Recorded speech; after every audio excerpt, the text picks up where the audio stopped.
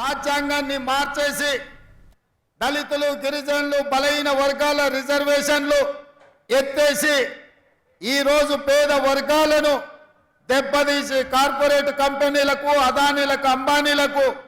ఈ దేశాన్ని అంబాలనే కుట్ర జరుగుతున్నది. అందుకే ఈ మధ్యలో నేను విస్పష్టంగా భారతీయ జనతా పార్టీని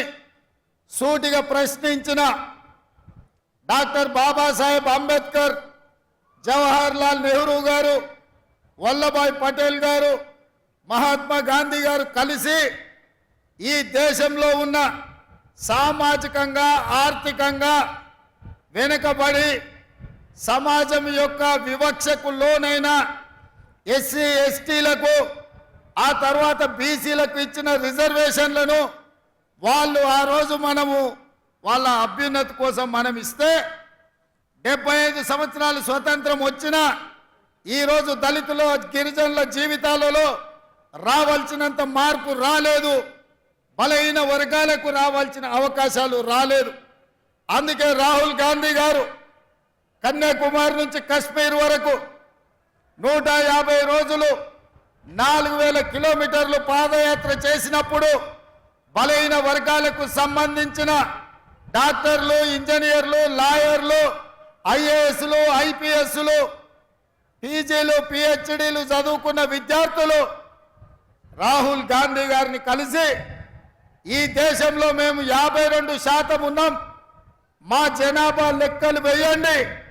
మా జనాభా దామాషా ప్రకారం మాకు రిజర్వేషన్లు ఇవ్వండి, మాకు నిధులను కేటాయించండి, మేము కూడా ఈ సమాజంలో భాగస్వాములమే, ఈ దేశ నిర్మాణంలో మాకు సముచితమైన అవకాశం ఇవ్వండి అని చెప్పి ఈ వర్గాలకు సంబంధించిన నాయకులు వచ్చి రాహుల్ గాంధీ గారిని కలుసుకున్నారు.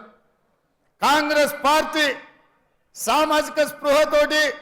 సామాజిక న్యాయం చేయాలన్న ఆలోచనతోటి రాహుల్ గాంధీ గారు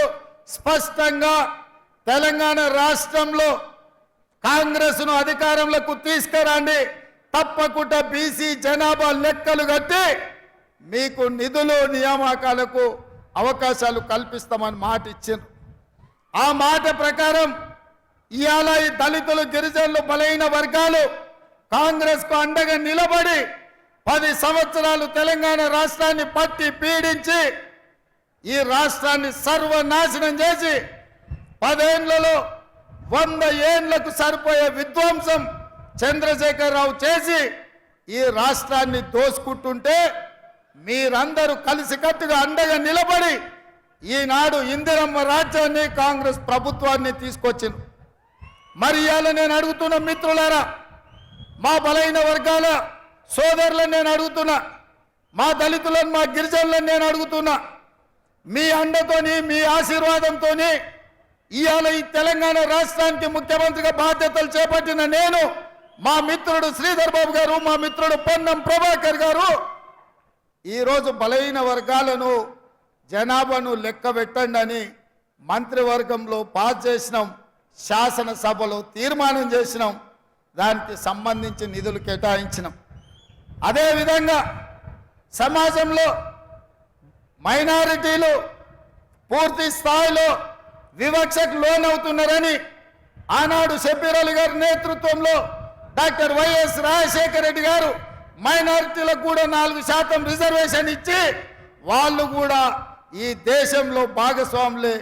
ఈ దేశంలో వాళ్ళకు కూడా న్యాయం జరగాలి అని నిర్ణయం తీసుకున్నారు. ఇట్లా కాంగ్రెస్ పార్టీ దళితులు గిరిజనులు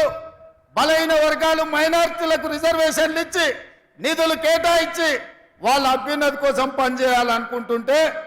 ఇవాళ బీజేపీ కుట్ర చేస్తున్న